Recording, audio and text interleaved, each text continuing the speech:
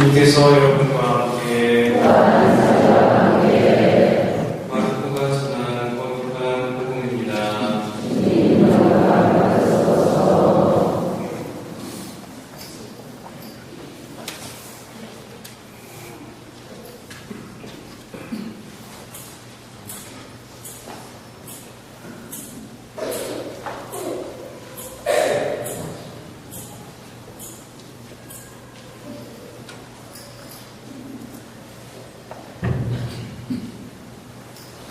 안식일이 지나자 마리아 막달레나와 야고보의 어머니 마리아와 살로메는 무덤에 가서 예수님께 발라드리려고 향유를 샀다. 그리고 주간 첫날 매우 이른 아침 해가 떠오를 무렵에 무덤으로 갔다. 그들은 누가 그 돌을 무덤 입구에서 불러내줄까요? 하고 서로 말하였다. 그러고는 눈을 들어 바라보니 그 돌이 이미 불려져 있었다. 그것은 매우 큰 돌이었다. 그들이 무덤에 들어가 보니 웬 젊은이가 하얗고 긴 겉옷을 입고 오른쪽에 앉아 있었다. 그들은 깜짝 놀랐다. 젊은이가 그들에게 말하였다. 놀라지 마라. 너희가 십자가에 못 박히신 나자렛 사람 예수님을 찾고 있지만 그분께서는 되살아나셨다. 그래서 여기에 계시지 않는다. 보아라. 여기가 그분을 모셨던 것이다. 그러니 가서 제자들과 베드로에게 이렇게 일러라.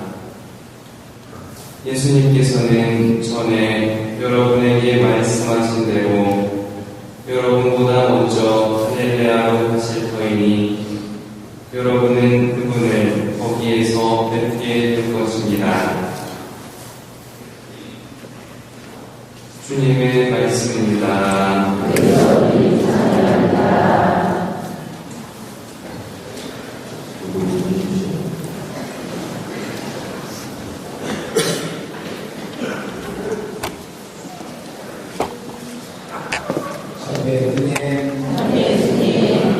하나님께서 부활하셨습니다.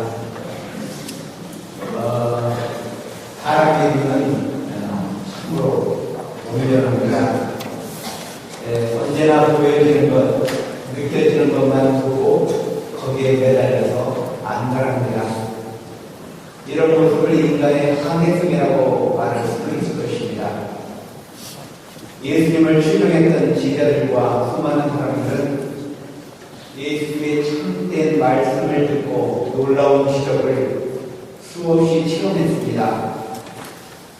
그럼에도 불구하고 예수님께서 십자가에 못 박혀 무력하게 돌아가시자 모두들 손을 털고 뒤로 돌아섰습니다.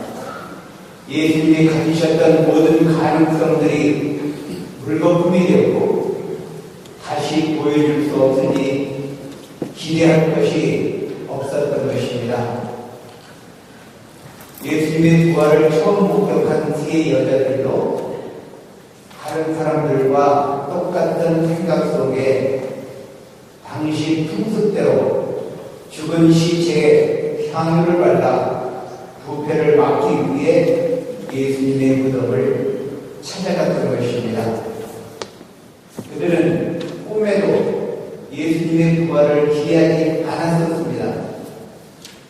단순히 인간적인 걱정만이 그들의 마음에 가득해서 무덤을 막았던 돌을 불려줄 사람이 있을지를 걱정을 했습니다. 그러나 그들이 부딪힌 현실은 인간적인 걱정의 단계를 뛰어넘는 놀라운 현실이 발견됩니다. 무덤이 열려있고 천사가 나타나 예수님의 부활 사실을 알려줍니다. 겁내지 말라. 너희는 십자가에 달리셨던 나자렛 사람 예수를 찾고 있지만 예수는 다시 살아나셨고 여기에는 계시지 않다. 예수님은 분명히 십자가에 못 박혀서 돌아가셨었는데 죽은 자 가운데에서 있어야 할 분인데 살아나셨다니 상식을 뒤집어 엎는다는 것이 얼마나 놀랄 일이고 힘든 일입니까? 겁내지 말라는 천사의 권고도 아는 것 없이 그들은 너무나 무서워 겁에 질려 덜덜 떨면서 도망쳐버렸다고 성서는 말하고 있습니다. 죽음은 이천이고 그뿐이라는 기본적인 상식을 털어버려야만이 예수님의 부활을 인정할 수 있는데 그렇지 못하니 당황할 수밖에 없는 것입니다. 그들은 예수님의 부활을 받아들이면서 점점 놀라운 체험을 하게 됩니다.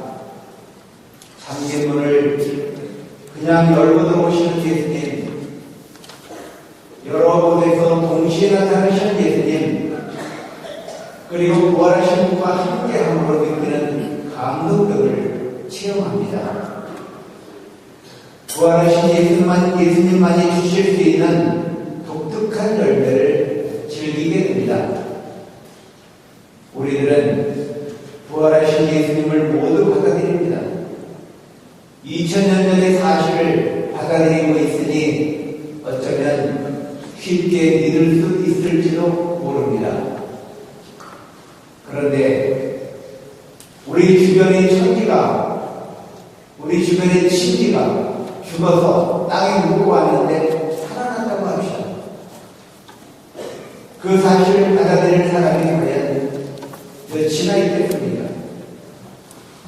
그 사실을 믿기 위해서는 평범한 상식을 내버릴 수밖에 없습니다. 그러므로 예수님의 부활을 받아들이고 인정하기 위해서는 내 마음에 결단이 필요합니다. 일반 상식적인 말이나 사고방식에서 벗어나는 결단입니다.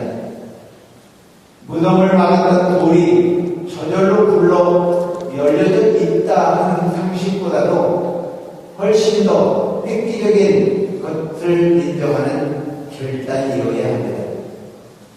말과 사고방식이 전하는 행동의 변화를 가져옵니다. 부활하신 예수님을 목격한 제자들이 변화된 삶이 이를 증거합니다. 그들은 예수님의 죽음과 부활을 목숨 걸고 증거했습니다. 예수님의 부활을 믿고 받아들이는 자들은 부활에 대한 확신에 찬 삶을 살아야 합니다. 예수님을 증거하는 삶, 예수님의 현존을 외치는 삶을 신념 속에 살아야 합니다.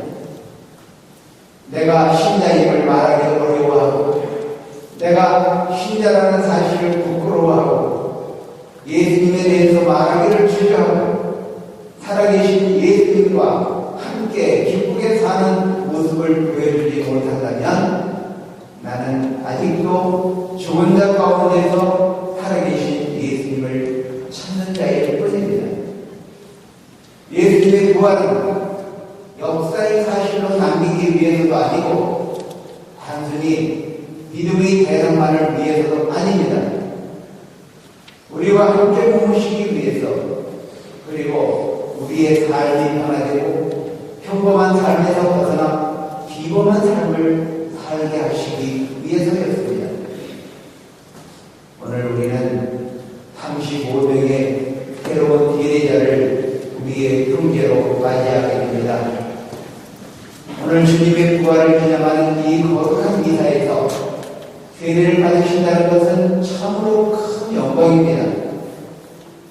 우리의 새로운 형제자매들은 이제 예수님과 함께 영적인 새로운 부활을 얻게 되는 것입니다.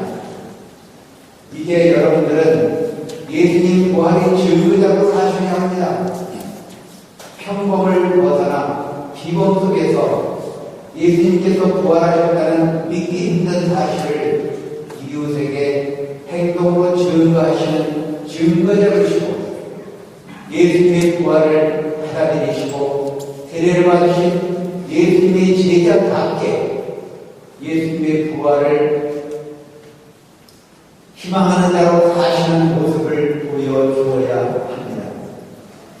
예수님께서는 부활하신 후 제자들에게 나타나실 때마다 평화가 너희와 함께 있기를 하고 말씀하시며 참 평화를 기원하셨습니다. 그 평화는 세상에 주는 평화와는 다른 것입니다.